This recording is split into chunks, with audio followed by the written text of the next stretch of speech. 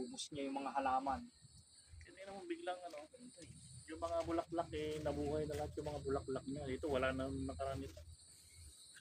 Dalawang buwata pa lang. Ito pulot. Ano yan? Yan yung sinasabi niya na ngayon na Tayo ng manok yan.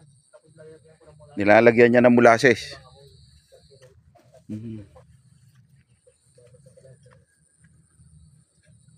Nakita nyo naman po.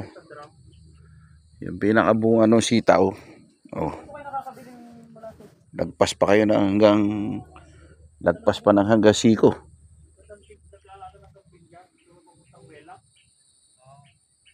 Pero kung wala kang yung agricultural supply sa San Jose, mayroon din sa Tindaron.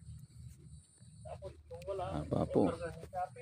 Meron kong naman nakita nyo sa Consuelo Sur naman, layo. Yung nyo, hindi Sana sa baka, hindi tuloy naka-survive. yung hahalo lang sa init. Tapos no, Kaganda. mahaba pa sa braso mo pas. Oh. Mas mahaba pa sa braso. Damay hanggang palad. Ay, kauban niya. Kaya kaya itong ulan, ano naman na rin ito. Kita ko na magkita. Tawang wala. Grabe ang ganda. Kasama natin yung may-ari ng farm. Ang Paulo Farm.